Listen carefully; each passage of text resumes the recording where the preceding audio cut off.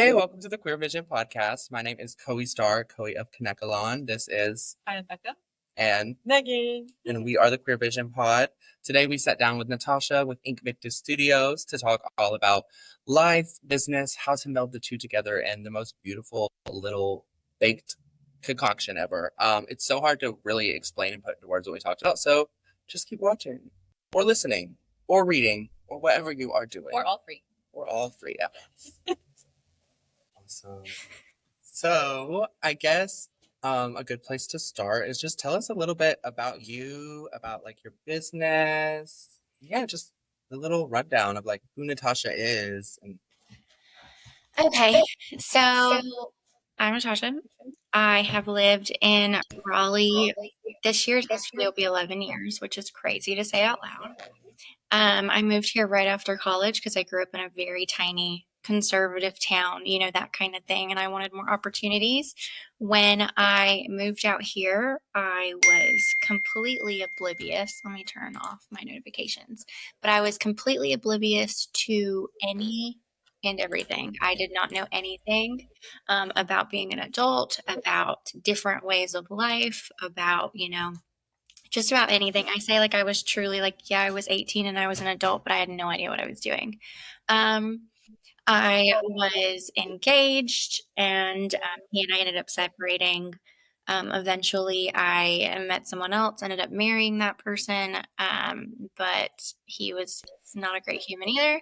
So eventually, he and I got a divorce. And throughout the divorce and everything, I was building Inkvictus, which at the time was cosmetic tattooing. Now we've kind of switched to more the body art and the piercing and the aesthetics and things. So we've gone through quite the shift with Invictus. Um, but I've always said building my business has really just been a reflection of building who I am.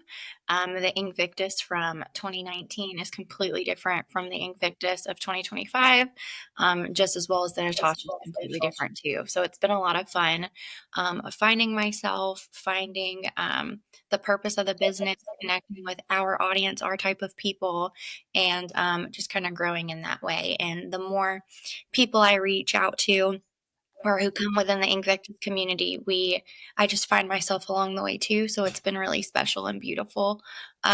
Just meeting all these different people in different walks of life. And it's opened my eyes to a lot of things. It's put a lot of stuff from my childhood into perspective as well. And yeah, that's pretty much the gist of it. It's just been a lot of fun finding who we are and what our place is in this crazy, crazy world. that's so nice, like even being a business owner. Also, I didn't even think to do a little introduction, so I'm sorry That's for that. okay. I'm Coe. Hey. So it's nice to meet you. This is Becca and then Megan. Hi there. Um, yeah, I just wanted to say that one, it's nice to hear is like a starting small business, like the whole change, because even right now, like we're going through a few changes of like, the style we want to be and just like the reminder that yes, it's always changing and like Yep. especially beginning years, I feel like it's so normal to change and evolve and find where you belong. Mhm. That was a big thing for me as well because I was 23 when I opened Invictus, so I had no idea. I had never been a boss before. I had never owned something before in this capacity.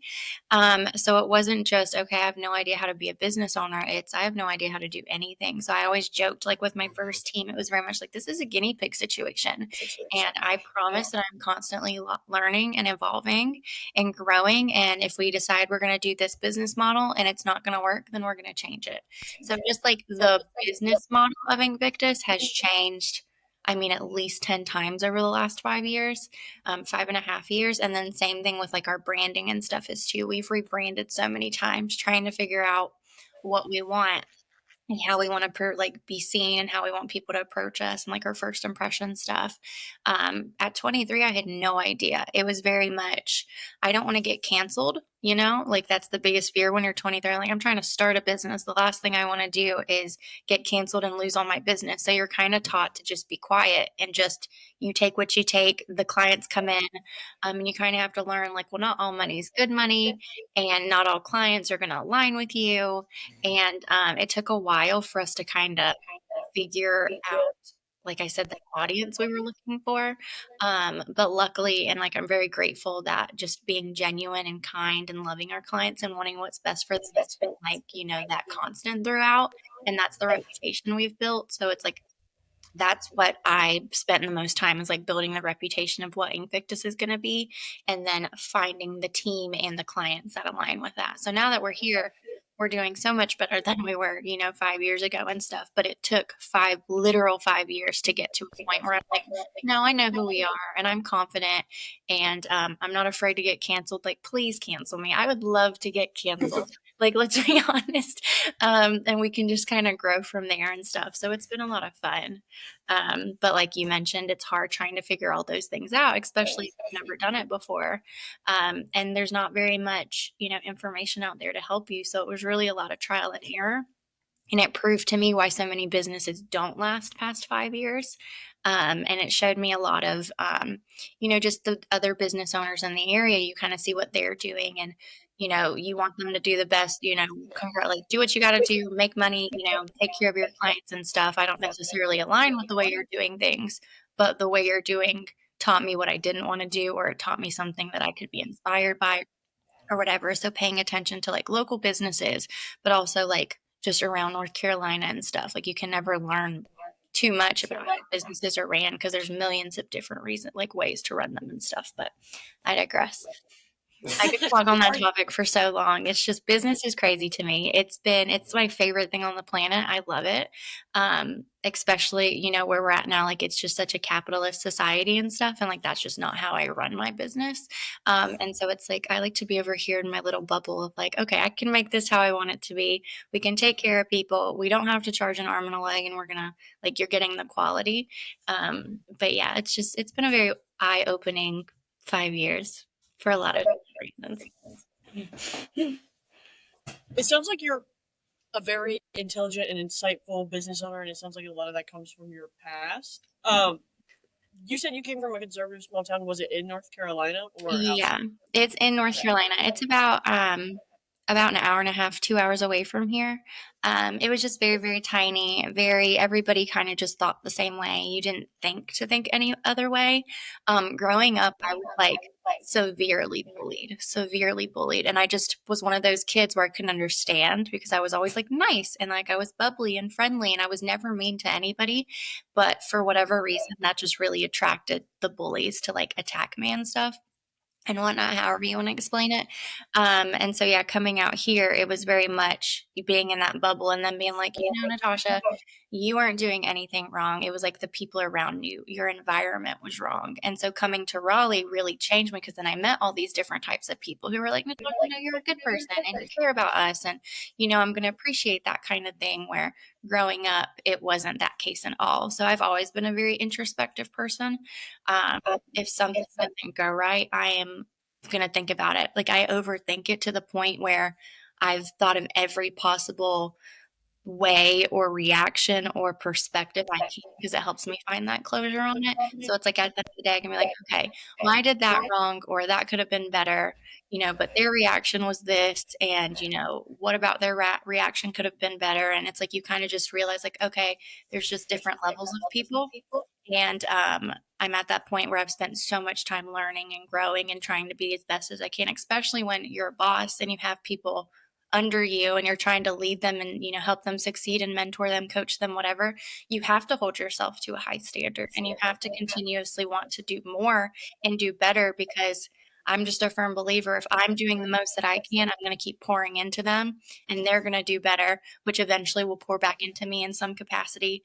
And that's what I think my purpose is. My purpose is just to support any and everyone. I don't care who you are. If I can give you any bit of insight, then I'm doing, the best. And I'm always going to be an open door to help you and stuff. But it took having the type of childhood I did and then going through my ex-husband and like what he put me through and those types of things. It took all of that. And I don't have a relationship with my birth mother. Like all of this stuff built the person I am today. And I take it and I put it into my business and like just my personal growth and stuff. But I appreciate that. Like I work really hard to be, insightful and I pay attention to a lot of the things that go on because somebody has to do it. And if I'm ignoring it, then I'm not going to learn anything from it. And that's not going to make me a better person tomorrow, a better boss tomorrow, a better leader tomorrow, a better public servant tomorrow, or however you want to put it. Do you feel like, so on that like topic, how do you feel that you manage like burnout and like finding your own bandwidth? How is that for you? Especially working like every day. Well, Not I to, think, but we deal with the same thing, so I'm just interested to hear your perspective. I know that's kind of been like the topic. I think the last like week and a half, 2 weeks, I don't know, like the last month, I keep seeing all these people saying like girl bossing is not a thing. Like don't hustle. Hustle culture is so bad and stuff. And I agree. I don't do the girl boss situation. I think a lot of the time it's like salesy and I hate it. It just doesn't seem genuine to me. And then same thing with hustle culture. I am just a hard worker. I have always been that way. I've been working since I was like 13. I started my own photography business when I was like in 8th grade and making money with that. And then I started actually working, in restaurants and stuff when I was actually old enough to do so. I've always just been a hard worker, and I'm a firm believer that we have to make money. We have to, like, for our own independence, but also to live, to pay bills, and do those types of things. So if I'm going to work, I want to be working on something that I truly enjoy and then make money from doing it. And so I love my job. I am very, very fortunate to wake up and want to put 16-hour days down. I'm very fortunate to like enjoy every aspect of what I'm doing. And I have an amazing team, and I've worked really hard on finding the right people to do their roles so they feel the same way, that they love their job. And I'm very flexible. We're not really big on like you have to do stuff from 9 to 5. It's like do it whenever, one of our girls, she has a daughter, she's a stay-at-home mom with her daughter, and she's with her daughter all day, and then she works more at night. Where someone else, she has a very hard like work-life balance. She's like, no, I want to work 9 to 5, and then I don't want you to talk to me. It's like we work around what they want. And same thing with me. Like I'll work until 2 a.m. and I'll wake up at 4 and like start all over again. It's just how I work. Burnout. I have learned about myself that I truly like, I don't mean this as a, like, I don't know, like, don't be jealous, but I don't get burnout often. What I have noticed about myself is because I love what I do so much, I hyper focus on it and then I get almost obsessed over it. So it's like I won't watch TV for 6 months. I won't play video games for 6 months because I'm so focused on growing Inkvictus or whatever I'm working on. But I love it and I enjoy every second of it. When I start to hit that burnout state per se, it's more when I'm starting to realize that something about a project isn't working anymore, whether it's the system isn't working. So let's say the pay scale isn't working and it's not sustainable anymore, or the person in the position is not doing their side of the job or whatever. I notice more so, and I start to feel it when something's not right. And I've learned now to pick up on those things because I start like my emotions start feeling different. I start feeling heavier and like frustrated easier. So when I start picking up those, I'm like, all right, something about something isn't working. So again, that's when I become introspective. I'm like, well, I know this is fine. I have no hard feelings about this. Okay, this is making me feel a type of way. Now, is it a person that's causing it? Is it the system that's causing it? Was there a plan for something that fell through and we're missing it? So I only hit the burnout when I notice something's not working right. And then again, I hyper focus on it to fix it and correct it and resolve it, because I believe business ownership is problem solving. That is all it is. And it is, you never stop problem solving. You go and go and go. And, you learn from it like, okay, how can I prevent this from the future? Or how can I make this, a little bit better? Even if it's only 10% better, it's better, and like moving from there. So to answer your question, I don't really get the burnout. Like every once in a while, I'll be like, all right, I'm going to play a video game, and I'll start and I'll play for 20 minutes and then I go back to working because I'm just always thinking about it. And I have so many projects happening. But my burnout is more like I start to feel when something's not right. And now I need to figure out what it is. And then once it's done, it's like, all right, we're good. Everything's fine again. Natascha's back to normal and I can kind of, move forward and that kind of thing. It sounds like you have a really good like grasp on like what your why is. Mm-hmm. I hear like coming through a lot, and I think that is what really makes the difference. Is like you can tell like you have a solid foundation on like why you want to do this and why it is for you, and also you equally grasp that like everybody has a different bandwidth, and like okay, so I appreciate that about you as well. Like just hearing you be like, okay, some people it isn't working these long of hours, some people can't handle that. And that's like rule number one. Like if you are any part of Invictus, you know, I might text at 1 a.m. or I might email at 1 a.m. I do not expect you to respond by any means, but it's like the bottom of my email signature says I work when it's convenient for me, and I expect the same from you. I can't help it. And like I'm one of those people, if it's on my brain, I just need to send it to who it needs to go to, and the team knows it. And again, it's like you don't have to respond until 12 p.m. the next day. I don't care. But it's like it's gone. I can like dump that out of my brain and I can move on to the next project, because like I have so many different avenues of Invictus, and there's so many things happening behind the scenes that people don't even know about yet, because I just like I love a project. I love watching things grow. I love seeing it expand and be more than it is right now. And so to do that, you have to constantly be working at it and stuff. So it's taken a lot, and that's same thing with tattooing. Like I grew up doing, or I started with the cosmetic side, so eyebrows, lips, eyeliner, those types of things. And every set of brows, what I learned is like obviously different for each client. Like the brow shape that I put on your face isn't going to look right on Becca's or whatever. Like your brow shape's not going to look right on mine. And so like that same concept has reflected into Invictus, and like the way that I boss different, or I hate saying boss, but the way that I mentor or coach my the people who work here are differently. Like I might speak to one person a little bit differently than I speak to the other person, or the way that person works is completely different from how this person works. So again, another thing is being the leader, the boss, is figuring out what works for everybody and then changing my ways of being that coach and mentor for them. So it's like I've pulled so many aspects from different aspects of Invictus to help all of them. It's like you can learn like, okay, tattooing faces is completely different from being a boss, but they have their similarities oddly enough. And that's the kind of stuff I try to pay attention to. And again, I'm human. And so I make mistakes, and sometimes I take things more personal than I probably should, and that kind of stuff. But like, as long as you're accountable and you're like, hey, I had a mood last week. I am so sorry. I know that affected my energy, but like, I promise I'm doing better. If we need to talk about it, let's do. It's just like having that open line of communication. And if you receive feedback, really like taking it and not trying to be personal, and, seeing like the balance of both sides and the perspectives and trying to grow from there. Just being humble. Like we have to see each other every single day. So how can we stay on that happy side of things and just keep chugging along? That's honestly amazing to hear that like you've come up with that balance and figured that out, because I know that we literally have just been having conversations about like how to do that, because like the pattern of having a magazine and having all the events and having like the shop space, all of it like intermingling, and it's just like one of us will get like very stressed about something and like blow up a little bit, or like not be able to handle something, and then it's like coming back and just being like, okay, we were a little bit out of line, or like or being like able to talk to each other and be like, hey, that kind of isn't okay, like, and being able to like trust each other to respect each other. And I think like Exactly. that is really nice that you figured that out, because we're working on it, and I hope we can get to that place where we are where you are in the future. I mean, definitely 3 months is nothing in comparison to the amount of years that you've been working on it. So like it'll take some time, and like every teammate is different, but like that's so refreshing to hear, especially from somebody who left working for other people because I felt like no way of working was good enough. Yeah. And like I said, that goes back to like when I was a kid, where it's like you're not the problem, even though it like you're being treated a certain way. It's like the environment's not right for you.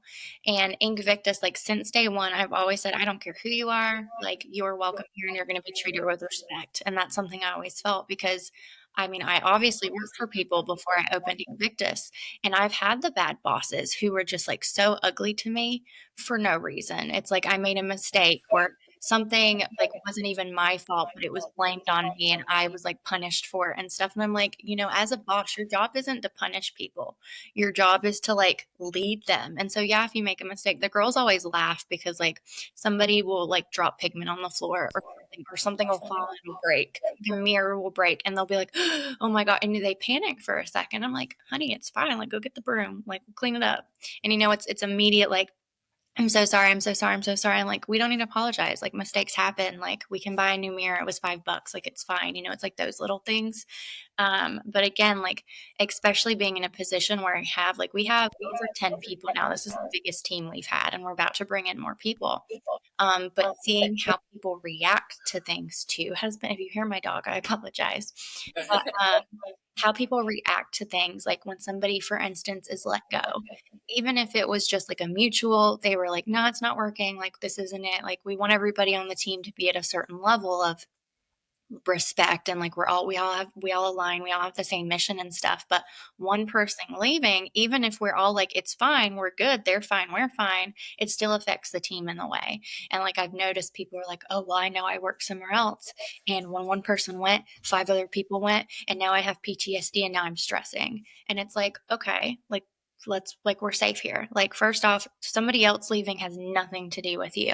And like, talking out those feelings and stuff, and being like, all right, well, I'm glad you're safe enough to know you can come to me and we can talk about these things. But I need you to know, like, this is the reason that person left, or this is the reason we had to change this policy, or this, any change. People are scared of change. And I get it, especially in the world that we live in. And like, again, like I mentioned, like with business just being so much about money, and I see it all, like, money's important, but you can do right, and like the money is the cherry on top, and that's how I've always believed in it. But when you get places where that's not really the mission, the employees and the team members feel that, and they carry PTSD, and they're scared to death of their jobs and stuff. And so that's why I was like, seeing that perspective, and like, I don't want my team to feel that way. I don't want them to feel like their job is ever at jeopardy because they make a mistake or whatever happens and whatnot. It's just wild. And like I said, when I was 23, open in the studio up until now, just just the person I am is completely different. And like, I've grown, I've gotten colder in some ways, but I've also gotten warmer in some ways, and like my patience has changed and stuff. And it's all because just the amazing people on my team, and that respect is there. And that's a big case, because I think hierarchy is such a big thing. And like Becca, you mentioned, you've worked like not having that balance, but I can say like everybody on the team has that same level of respect. And so it just makes it easy. And to me, they say, you don't want friends and stuff in business because it makes things cloudy. But to me, if they're your friends and you love them and you care for them and you care about their pets' names and their partners' names and their hobbies, blah, blah, it should be easier to want to, talk about things and resolve things and get to things, because you are happy here and you're loved and you're valued, versus just working at somewhere else where they scream at you if you drop something and you have PTSD from whatever. So again, just having those perspectives, and again, understanding everyone's different, and that's how you build that balance. And we just have clear expectations, and we let people know, like, to work at Invictus, Invictus is a special place. I know it's not like other businesses, and I know we do things differently, which changes things, but like, everybody has to be aligned to work here because it's special, and the group of people we have is special. And you don't get that feeling ever, not ever, but often, and those types of things. So I know you said it's been 3 months, but from what I've heard, like, you already have the respect for one another, and that's going to push you so much farther. And you've also already realized, like, you're human and you're going to have emotions and you're going to get frustrated when things happen. But again, ideally, there's someone else who's not frustrated who can help you get through those moments. And then in a year, you're going to be like, remember when I used to get frustrated because of that stress, and now it doesn't even happen anymore. You're just constantly growing. So, I think what you're doing is special. So that's awesome. Sounds a lot like you're working with people to heal their inner child in a way that like you have worked on healing your inner child. Mm-hmm. That's amazing. You sound like you could be like a business advisor. I was gonna, but Really? my question is, like, do you feel more proud of, because you've talked about like business in such like a beautiful, well, you've made like business and capitalism so like cool and like therapy. Okay? Like, you've made capitalism into, I take care of my people, so it's less, like you said, the money's not focus, which makes you like talk with your people, as in like, if they're having trouble, you work through like almost like someone yelling at them because they dropped a mirror or whatever. You know what I mean? Yeah, absolutely. Being a business owner, or being like a master business person, or are you more proud of being like a master tattoo artist? You know what I mean? Well, if I'm being honest, I've always just been like an artsy fartsy person. Like, I love art, but something I've realized, art is more of like, I don't want to say the hobby, but for the long, like my older brother swore I was going to be a tattoo artist because like I was co-editor of a yearbook. I was in all the art classes. I entered, all these things. Like I was always the artsy, like little girl, 5 years old drawing in my notepad. And so he always assumed that I would be a tattoo artist. And I love it and I'm grateful and my clients are amazing and stuff. But what I've learned more now, especially in the last 6 as much, is that to me is just like just the hobby more. And the business and the growth is my favorite part because I think I've made it so personal because again, I wanted to make sure that we're always authentic and I want to make sure what we're perceiving is like true and genuine and those types of things. Like I don't do stuff for show. It's very much like this has a purpose and how does this align with speaking up for human rights and just being good people and talking about the quality. So like changing tattooing laws is something we've been doing because they're just not safe right now. And I just want them to at least be safe because like people are getting hurt and seriously injured and some as far as passing away because of tattoo, bare minimum tattoo things. So it's like, okay, let's make this safer for humans. So then like that, that's aligned with who we are and partnering with like the ACLU and Interact. Like those are big causes that I want more people to know about. So let's partner with those types of people. So to answer your question, I feel like what I'm most proud of is just staying true to who I am, even though it took 5 years to really find that, and being willing to like grow from it, understanding that mistakes are going to happen. And like I said, the problem solving, if I can problem solve and get through it and prevent something bad from happening and own when things aren't right and stuff, that's like what I'm most proud of is just the continuous growth because being honest, so much stuff has happened. Like so many things have happened that genuinely other businesses would have closed down. And I know that. Like mentioned, I haven't paid myself in over a year. I've not made a paycheck in over a year. I'm very fortunate. My husband is like a phenomenal human being and he's worked hard so I didn't have to in that aspect of things. But I didn't stop work. Like I was still putting in 100-hour weeks and those types of things. But again, I'm just believing if I keep pouring into it, it's going to come back and it's going to, do everything that we needed to do, whenever. It's like it's a time investment versus a money investment or whatever. I lost my train of thought. I'm not going to lie. It just like zipped away. I like really like that perspective too, and I've always kind of felt the same way. I really feel like, when you are looking at it, it's like this is something that I really want to do versus like this is something I need to do to make money. It really does make the difference. And I really do feel like that in that moment is when you really do become the most successful. But whether that's because it's like the perception, of your own mental self, like being like, oh, I'm successful because you're not worried about the money as much, or just in general. But I just admire that in you. Thank you. It's something that I always try to emulate as well.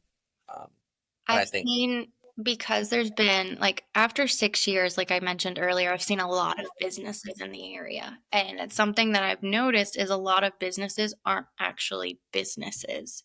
Like to have a business, you have to have structure, you have to have systems, you have to have processes, you need these types of things to make it said business. So then you can change things and correct it and whatnot. Most people are just providing a type of service in a room and like, yeah, they rent the room or they've bought the room. They might pay for their business fees and that kind of stuff, but they're not really doing anything except providing a service and those types of stuff. And like, that's not sustainable. A lot of people like will make a lot of money and then they go out and buy, Teslas or they're buying concert and and that's how you want to live. That's great and awesome. But to me, like, if you really want a business to grow and like be sustainable and be able to like help more people, I want to put as much money back into it.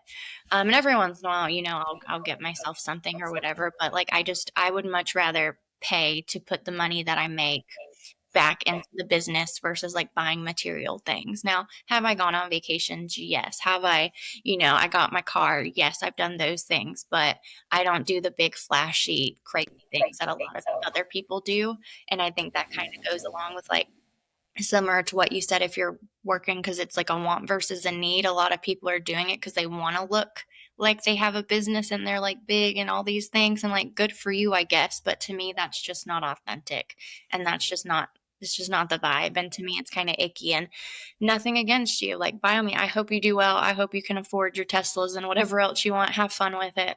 That's just not me. And I'll wish you the best, but I don't need to be in your corner. And so I've kind of made, enemy, or I don't know what people who don't love me for those reasons, because I'm not afraid to be like, I'm happy for you. I wish you all the success in the world, but I just don't want to be with that.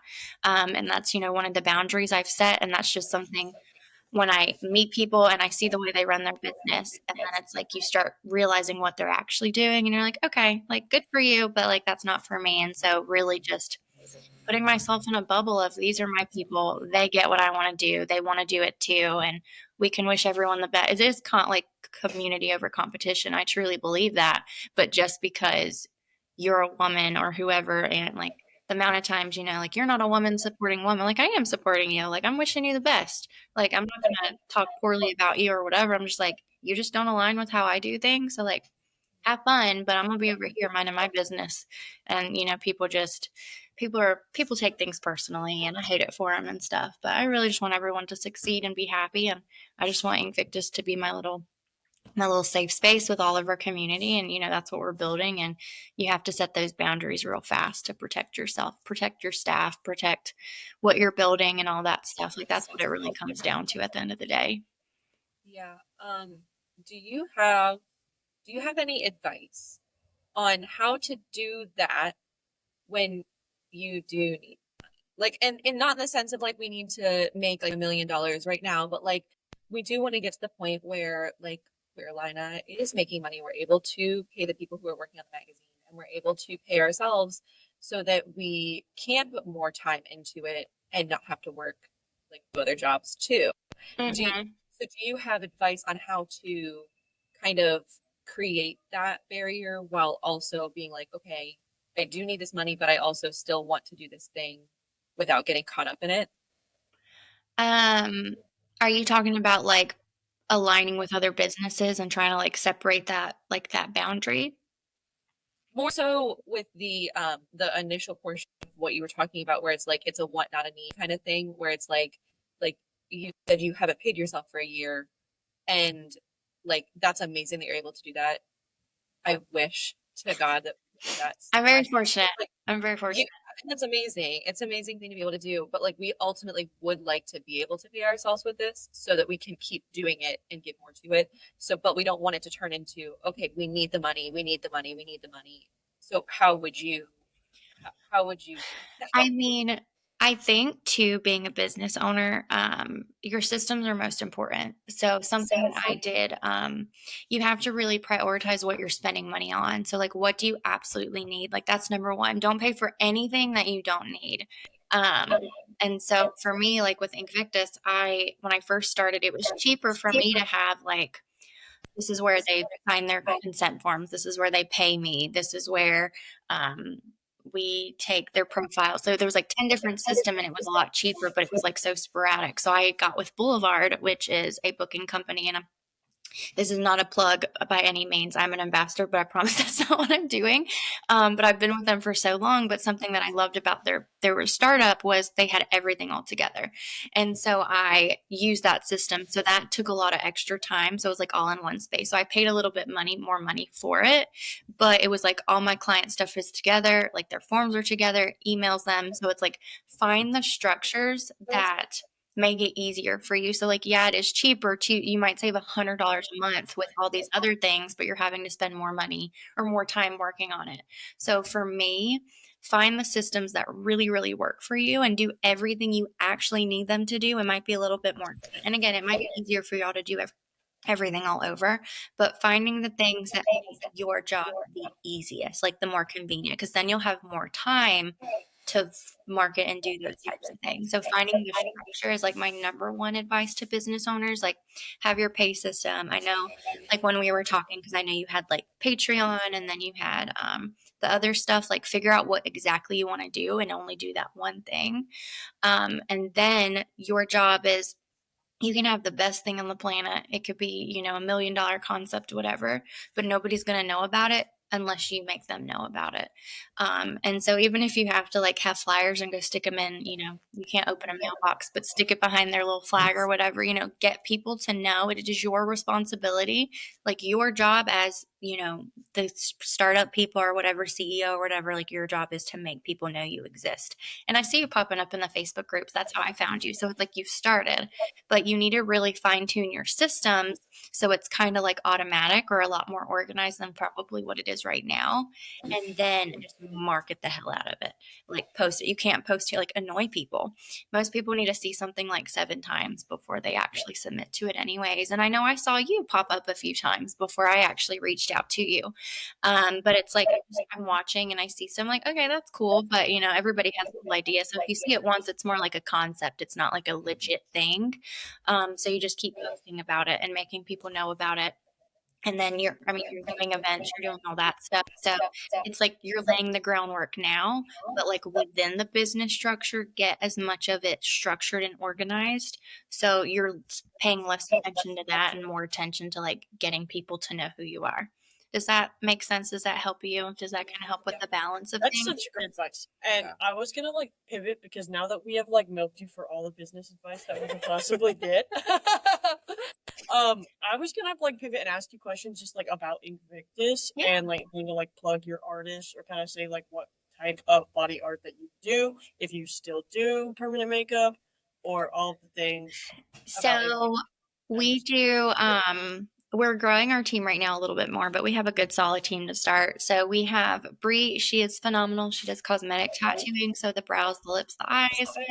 We have Taryn who does piercings. Taryn is, she mentored under me. She was like made for piercing. She was like ready for it and stuff. So she reached out, wanted to apprentice under me. I apprenticed her and now she's just took it and ran with it. She's phenomenal.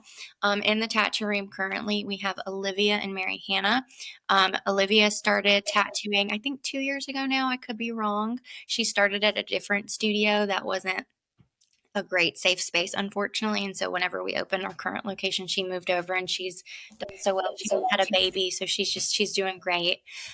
Mary Hannah actually started with us wanting to do lashes, and when she came in, she made a note, like made a comment to me that she wanted to learn tattooing, and I was like, I will happily teach you. Just like do lashes right now. That's what you like applied for. And when I get you to a point, like I'll teach you tattooing. So within 6 months, I got to teach her tattooing, which was really special. So it's been really fun. She's like the most artistic person on the planet. She can take any medium and just make it absolutely stunning. So to see her do it with tattooing now has been really incredible. I also have an apprentice. Their name is Astra. They are just a really cool individual. Same situation. They've wanted to do tattoos forever, but they didn't have like a safe space to do it. They reached out to me and I was like, come on. So they've been on for about a month and a half-ish now. They haven't started taking clients, but within the next month or two, we'll probably start taking a few models. And then we have Kat who does lashes. So lash extensions, lash lifts and tints, and that kind of stuff. We have a couple more things happening behind the scenes that might be a little too soon to tell, but April 1st, we will be announcing something new, which I'm very excited about. And then we have a few other hires that we're in the process of, so we might be adding a few new services as well. That's amazing. Such a broad spectrum.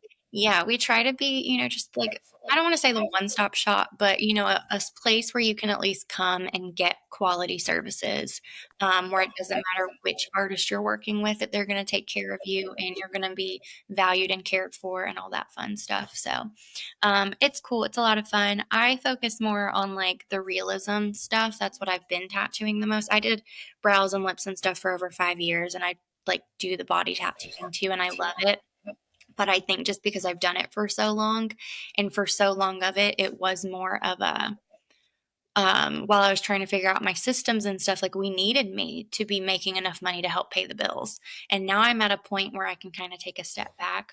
I love tattooing. It's beautiful. But I think because I did it so long because I had to, I kind of built a little bit of resentment towards it, not in a bad way. Like I'm still grateful for my clients and stuff, but it's just kind of proven to me that this isn't my forever. Like I can do it and I can do it well, but I want to do it more for fun. Like if you were like, hey, I really want this really special tattoo. Are you interested? I would prefer to do something like that versus like be bookable. But the thing that's happening in April, that's about to take a lot of my time. So I will fully be transitioning out of tattooing soon. Do you feel like you enjoy like being a teacher and like a mentor? And Yes, it's definitely it's more work. It's like more pressure on me because obviously, if I'm teaching someone, I'm training something. It's like I have to remember that that does not mean I have to be on 100% of the time. But to me, if like Astra's next to me, I'm like, oh my gosh, I have to be teaching them something. If I'm not teaching them something right now, then I'm not doing it, and their job is not worth it, and they're gonna hate me, and they're gonna leave, and it's like that kind of thing. And it's like, calm down. Like they love you. Everything's gonna be okay. They've learned so much. They constantly tell you it's okay. I just feel bad. Like I never want someone just like waiting around. But luckily with Astra, we've kind of redone the whole apprenticeship program. So it's like more beneficial for both of us because I'm not on the entire time. They have like more self managed things as well to do. But yeah, I do love teaching. I've always been a teacher. I'm very much like if I have knowledge and I can give it to you, I want it. And same thing, like I love being taught. So if I'm tattooing and someone's like, hey, you should try this or whatever, like I'm gonna eat it up. Because the more techniques you know, the more little tricks you know, the better you're going to be. So I'm just very much like, it's in my brain, take it. I don't need it. Like if something happens to me tomorrow, it's not going to do any good. So like take everything that I have. And it's how I am with business too. Like if I can help people with growing and that type of stuff, like I'm going to do it. I'm very much like share the knowledge because it's just helping everyone grow and succeed. And, that's all we really want these days. So. well, we appreciate your teaching ability for sure. Thank you. Well, you're always welcome to reach out literally anytime. I know Becca has my number now. So please, if you have any questions, like it's not, everybody's like, I don't want to burden you. I don't want to, I'm like, you're not. Like, it might take me a few days to get back to you. I'm not going to lie. But I will get back to you and I will answer. I've learned that same thing. I don't have to respond to people immediately. I used to be like that person and now I'm like, no, you can wait 5 days. But I promise when I do respond, you're going to get like a heartfelt message and it's going to be genuine versus just me trying to like carry a conversation or whatever. I have so many messages. I have so many emails of people waiting for responses, but it's not like dire need stuff, obviously, but it's still like, I'm going to get back to you when I'm mentally able to do so. And everybody's Listen, this is a new boundary. This was like within the last month boundary. So I'll let you know how it goes in like 3 months. We might change my mind. It has to be hard. It has to be hard. Like I definitely struggle with that. That's why I created a different phone number for Dandelion Miles because I was like, I have to be able to stop responding to people at 11 o'clock. But like, if I open it, then I'm going to forget tomorrow. So like, that is something that I aspire to be able to do is just be like, okay, I put everything on pause. I'm not going to respond yet because I don't have the ability to respond the way that I can. The iPhone app where you can like unread it, that changed my life. Really changed my life. I've always been the person that like hates the little red dot or like the notification number, but now it's like there's so many and you're fine. It's okay. It's not the end of the world. You will respond to these people when you're able to. And a lot of people like, because I've done things on Facebook, so I have a lot of people like reach out. I don't even know, probably 20, 30 messages on Facebook Messenger. And like they're so sweet. And I think that's something that's helped me a lot too. Because we've built like this reputation and I'm really, really grateful. For instance, like clients that come to the studio, we have very seldom like problem clients. We're a big firm believer of like, we put a lot of effort into the work we do and we like respect you as our client to do right by you. So you need to respect us as the artist and just like be kind to us. And I don't call people out or anything unless you disrespect my team member. And then I'm like, no, you're not going to come here anymore. Like we've fired clients based on how they've spoken to the team. And the girls know, like, if they like, hey, this client's being mean, I'm like, all right, what's happening? And so I've gone back and forth with clients like, you're not going to disrespect our team. But like, again, with the reputation and stuff, we're very, very fortunate that the clients that come are on that same level of respect. So it's like, if we have to, not that we try to reschedule people often and stuff, but when it happens, you're more stressed because you know people are looking forward to it. But our clients have just been so wonderful. They're very understanding and they're like empathetic. And like, you know, when Olivia was having her baby, they were very like, we're so excited. And like when I was sick out of work for 2 weeks, everybody was just so understanding. I'm like, yeah, you're a little sad, you know, that you missed, but they're like, well, we wouldn't want Natascha to be 100%. And those types of things. So what's helped me too is like, if I don't respond to somebody for a week, they're like, oh no, it's fine. I know you're busy. And so it's like just that same level of understanding. But that's only been a new thing in my life over like the last year of we finally found our audience that like gives me just as much grace as I give them. So I'm allowed to give myself more grace too now. But again, that took 5 years to find. But now that it's here, it's helped me create this type of boundary, and it's helped me a lot mentally. And I'm not so stressed of like, oh my gosh, I have to respond or whatever the case is. And like we can keep the conversation going, and nobody's not upset about it. And just finding your right people is really what it comes down to. Like that's my biggest. And people always say that. And I feel like it's so cliche, but when you find your people, you will know it without a doubt, and they will come to your business. They will be clients. They'll reach out to you, and we can do podcasts. Like you find your people and you know it. And it makes setting up boundaries and growing and doing more like that much easier, if that makes sense. Yeah. I agree 100%. And like, even to just circle back, like that's how, like, I feel like our team, I'm really grateful that everything is fell together the way it has. And like, we all do have this mutual respect. Like, I mean, even, you know, like Becca was saying, literally not to like clock us, but yesterday we had a little moment. I had a little moment in the morning and I maybe said some things. Accountability. And then, but by the end of the day, we were having dinner together and we were laughing and we were having a good time and talking about things healthily. So it really is like finding your people, finding the people that are going to give you the grace.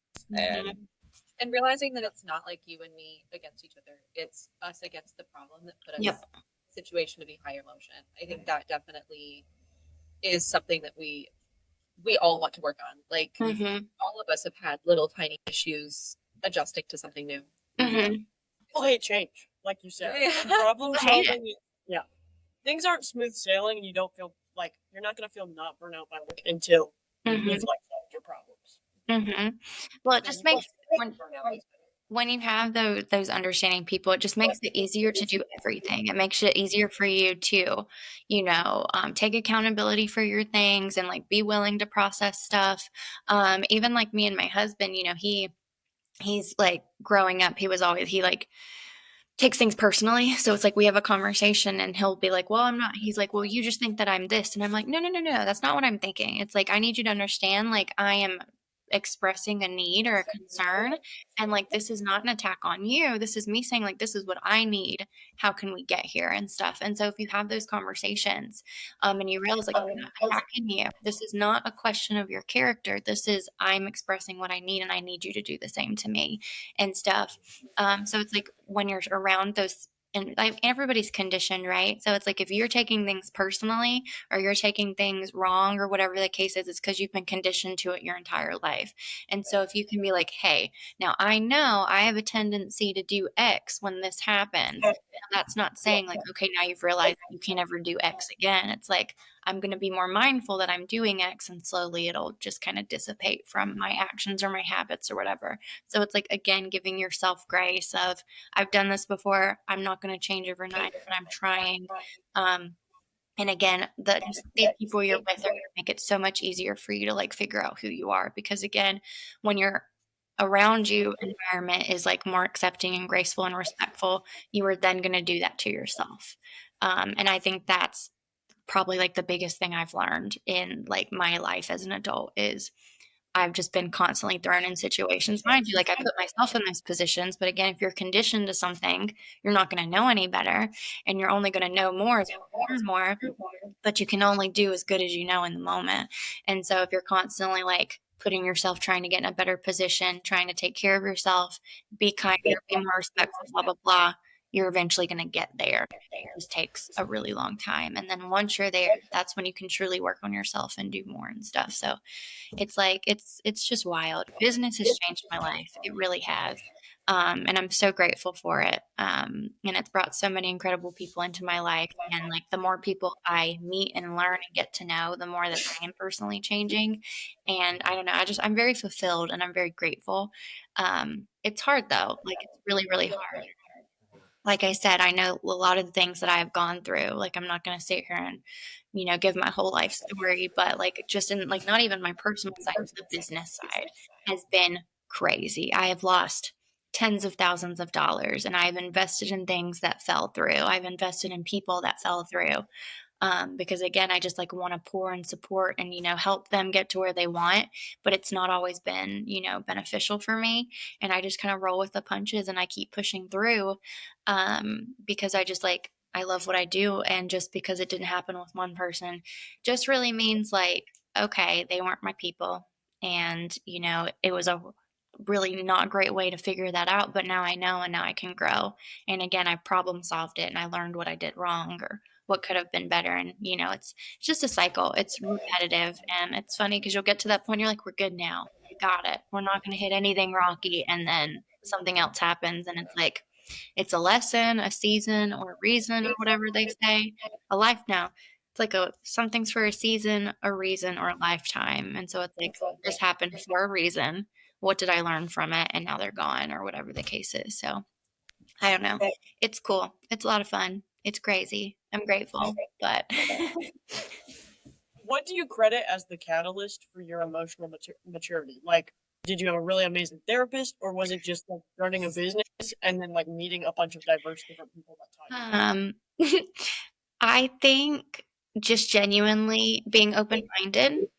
And I think this is like the most wise advice I give to people. And they're like, wow, Natascha. I truly believe, especially coming from like that small town where I didn't know any better, like I said, there's only one way of thinking, like family, like the town was very racist. There was no queer people. It was like just very small, like that kind of thing. And nothing against that town. It's just like not my type of people, clearly.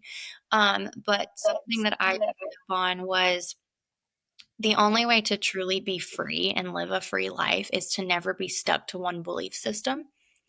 And so just because you're taught something or just because you've only seen something done a certain way, whatever, like if you can understand that, stay open-minded and be able to learn more and grow, like to me, that's like the catapult of, okay, just because I've seen it done this way does not mean that's the only way I'm doing it. And I think small towns and like these more whatever, I don't want to get political, but these smaller towns, you notice like they're just very stuck in their ways.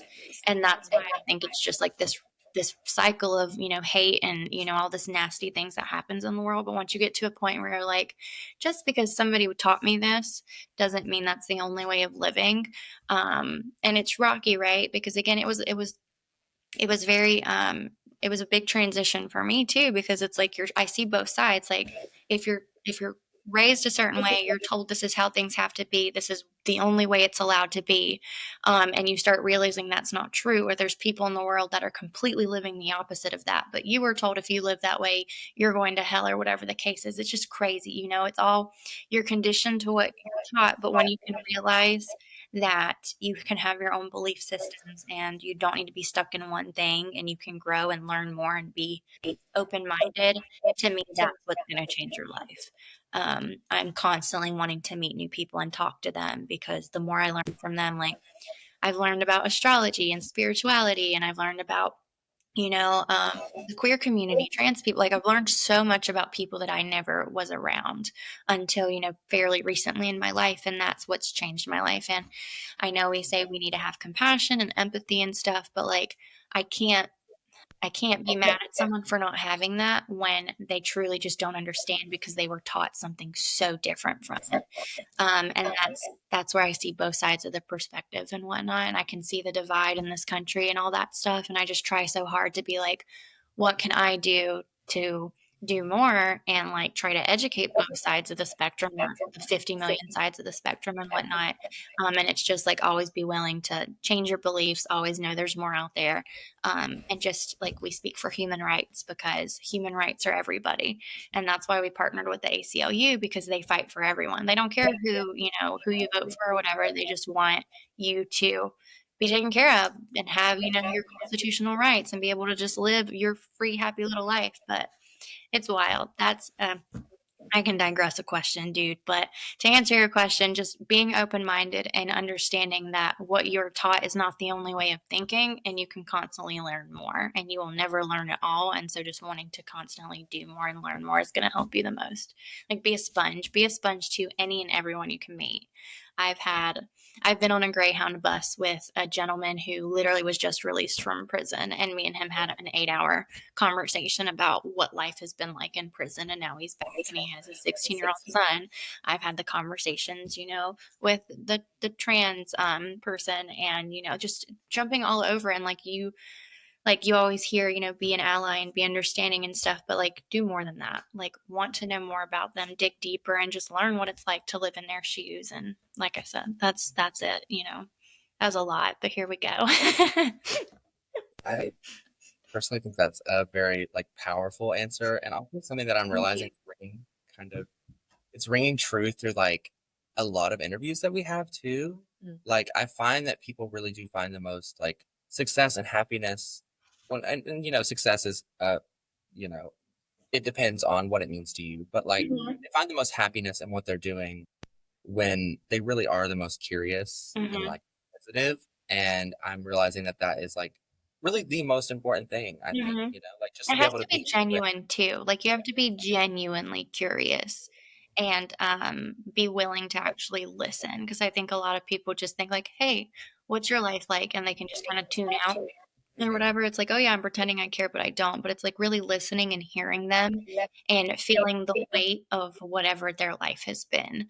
I feel like it's just like the natural thing to do, but unfortunately people take things personally, and people are just selfish these days and stuff. And again, everybody's been conditioned to be that way, but I just don't believe like just because you're told to do something means you need to be it that way. So it's proven to me how finding my people and the right stuff is hard to do, but like clearly you can still find it. You just have to figure out how.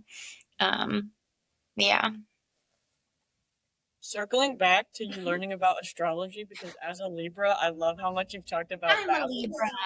I clocked it as soon as she said balance. Yes, I'm a Libra. I only recently have been learning more about that stuff. I've always known I was a Libra, but I learned about the big three and I was very excited about it. I think I'm a Libra, Aries, Capricorn. Okay, yeah, you had the That energy. makes We knew it. much sense. All I see both sides. Balance, Yeah. balance. That's a Libra. I love it. Well, to me, like, it's so funny because I didn't know much about it. Because again, like where I grew up, this spirituality wasn't a thing, and like tarot cards and astrology, like that stuff was never around where I grew up. And it's been like the last year I have my own little tarot deck, and I'm like, look at me. And it's just been fun because, like, again, everything's up to perspective. It's all up to however and stuff. So it's like, okay, it's a deck of cards, like I'm just gonna see what happens, and then stuff starts happening and it starts warning you, and you're just like, hold on a second, like this is not just a deck of cards. And you kind of feel crazy for a second, you're like, this is just a card, Natasha, it doesn't mean anything. But then you start seeing stuff happen, and I was like, okay, maybe I'm spiritual, I don't know, but I'm learning about it and it's fun. And I try not to take it too, like, I respect it, like I try, like, I'll ask questions like, is it too much to draw a card every day, or should I like do it once? Am I supposed to be in a mood? Do I need to light a candle? Like I try not to take it too seriously. I just like, if I'm feeling it in the moment, I'm going to do it. And if I don't feel like related to the cards, then I just tell myself that like it wasn't the time to do it, So it's like grain of salt, just dip your toes in, respect it, and that kind of stuff. And same thing with astrology.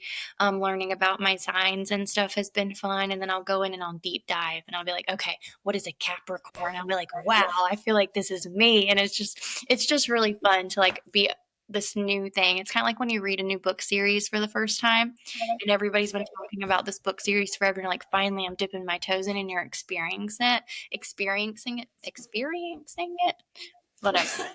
I feel like I said the word wrong, but it's been cool, you know.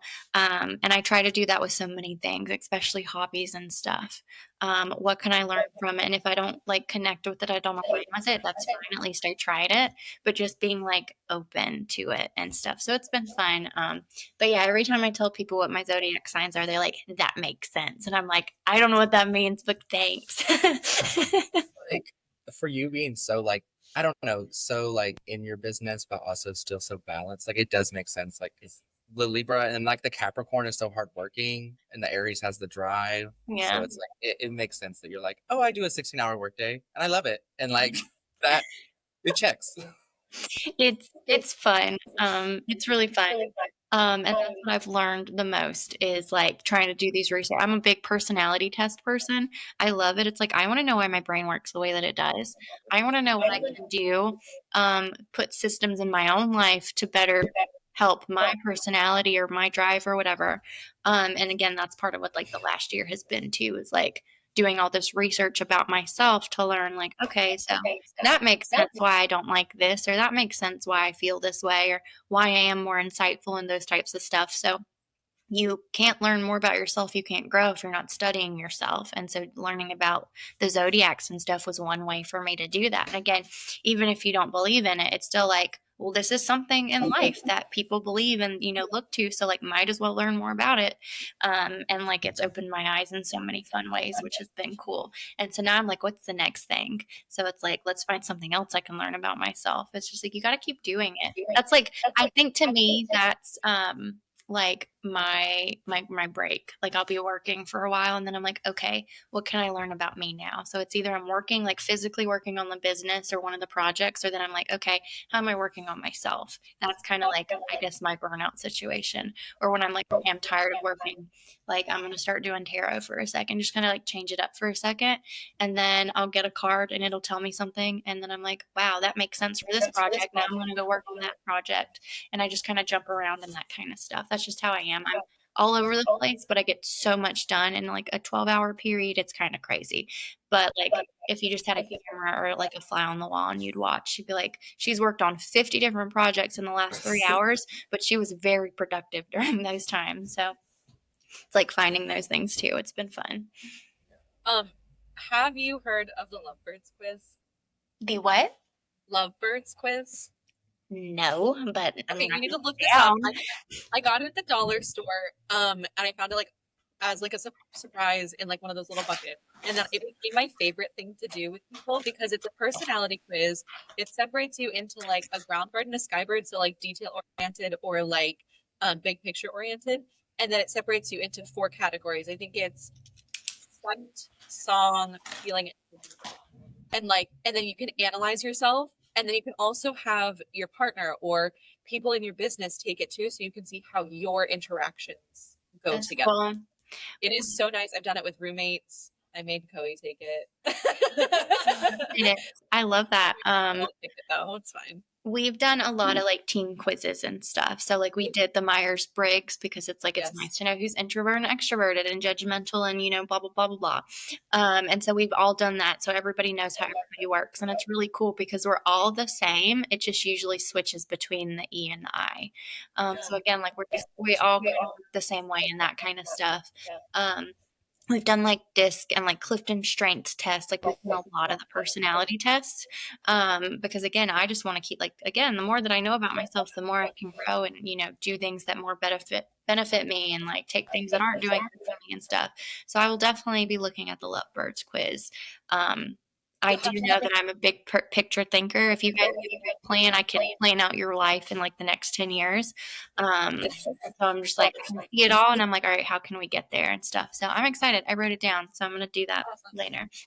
Did you do the colors test with your group? Colors. Oh, you don't know color, girl. Okay, colors is another one. It's like the DISC assessment kind of. Okay.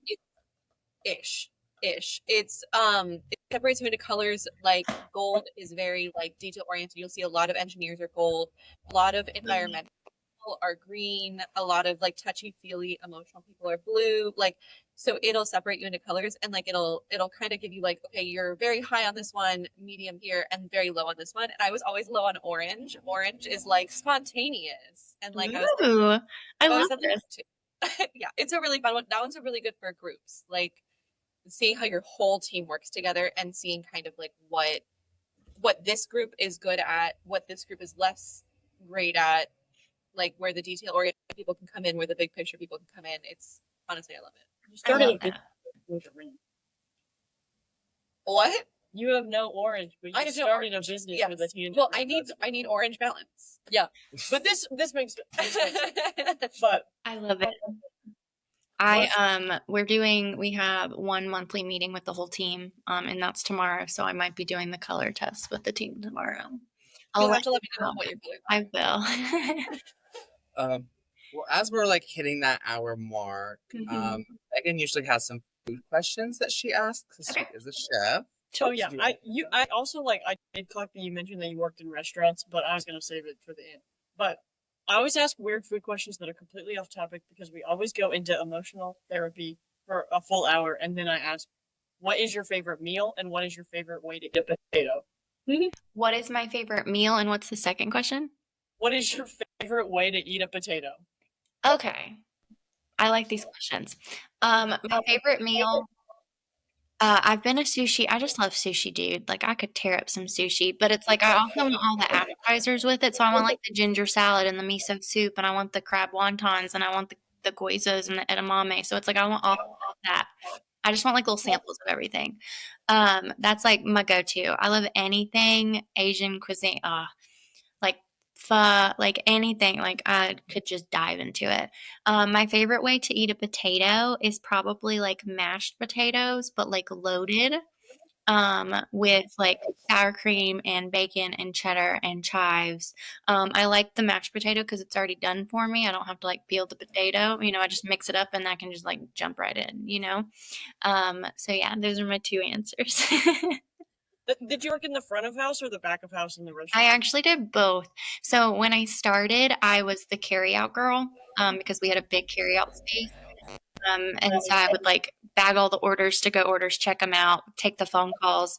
Then eventually, like within a week, she was like, okay, you're going to go serve now. So then I served for a long time. But then she was also like, we need help in the kitchen. So I was like the little salad girl and the dessert girl. So I worked all over. And then when I moved to Raleigh, I started working in other restaurants. So I used to bartend. Excuse me, I bartended. I helped like with prep stuff. So I've kind of done everything except honestly wash dishes in a kitchen. I've done just about everything. Mind you, I probably washed dishes, but it wasn't like a role. Um, yeah, I've worked all over restaurants. Milton's Pizza and Pasta. I worked there for 5.5 years. Love them with my entire heart. They're good people and they have like good values and morals and stuff too. So I learned a lot about business ownership and like customer service from them, which with me it just it's a natural fit and like the way that I wanted to be is how they were, and that's why I loved it so much. And a lot of those qualities have come to Invictus too. I didn't manage it, but like I could have, like they know I could have. But again, I was still a trainer, so I did teach stuff when I was there too. So I've worked all over restaurants. I think everybody should. I think the world would be a much kinder place if more people worked in restaurants for sure. To learn how to multitask and like immediately problem solve in the moment, like when someone's unhappy, and then also just the flow and like learning the structure and the routine. Like I think that has helped me a lot as an adult, You're a especially through. simple person. And I don't just say that because you said that everyone should work in restaurants and you're a Libra, but I am a little biased. Yes. Well, thank you. Y'all are cool people too. It's been a lot of fun. It's been a lot of growth and stuff. And so I think I'm a cool person, but I haven't always been cool. I had to grow a lot. But I'm happy with where I'm at now. And I'm just excited to see what happens. Like everybody hates getting older. Everybody hates birthdays and stuff. And I'm like, no, I can't wait to see where I'm at when I'm like 45. I think I'm going to be the coolest 45-year-old on the planet. It's just so much fun. I plan to be like the grandma with, pink hair and all this stuff. Like I just don't care. And the older I'm getting, I can tell like my care is like I care so deeply about what I'm doing, but all the outside noise I don't care as much about. And that alone, and I think, like the opening belief systems and stuff, like it's fun, and every day I'm a different person, and I'm just growing and growing. So yeah, it's just a lot of fun, and it's just like being who you are and not giving a shiitake mushroom about it, you know? This has been amazing. Thank you so much for like sitting down with us. Like, It's my pleasure. Thank you so much for inviting me. I'm really happy I found y'all, and it's been really fun. And watching you grow and stuff has been really cool. And I know it's still so early, but I'm always here if you need anything. I mean that wholeheartedly. Like anything I can do to support you. We are doing like every other month we're doing events and stuff. So we're doing an event in June, I believe, that I thought that y'all could be a part of. I thought you would enjoy that, but we can definitely like talk farther to it. But like anything I can do, like I'm always here. And I mean that to anybody, whoever's listening, watching, whatever, like you can like text, DM me. Like I said, I might not get back to you in a week, but I promise I will. And if I can help in any way, that's literally for anybody. So just thank you for having me and listening to me. And like I said, I know I can digress things and I can go and go and go, but I just know it's just, I like communication and talking to people and meeting people and stuff. So I'm always here if you need me. Yeah, I'm sure I speak for all of us when I say we could definitely continue this conversation off camera for hours. Yeah. Perfect. We're going to get along just fine then. Before we do like close out, do you want to plug your socials? Yeah. So it's just Invictus Studios literally everywhere. TikTok, we don't really post on TikTok, but TikTok, Pinterest, like everything is Invictus Studios. And then our website's just inkvictus.com. You can book appointments there. You can reach out. We have a lot of different systems and stuff in place. So you always have somebody you're talking to. We're here to help you, support you.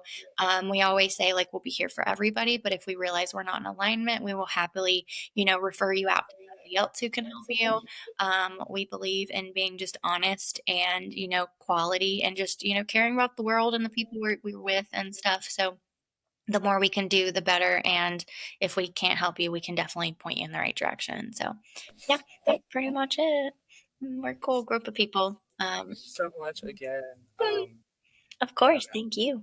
And we'll definitely have to connect on the event in June. I'm excited to hear more about it. And it's really excited to see what you're doing too in like April and all that. Yeah, we have a lot of stuff. It's real cool. I'm very excited.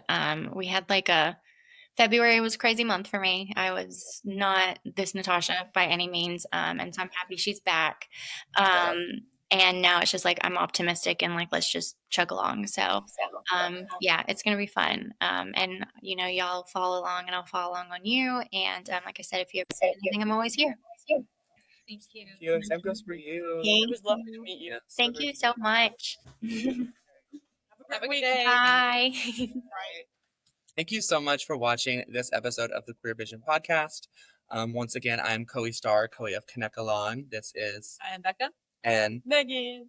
and we are the Queer Vision Pod. You can find us at queerlina.org or at queerlina.org on our website and all of our socials. You can find us on YouTube, TikTok, Instagram, Blue Sky. Yeah, YouTube. And you can find us at Inkvictus Studios. On All platforms. all platforms as well. Thank you all so much for watching, and we will see you in the next one.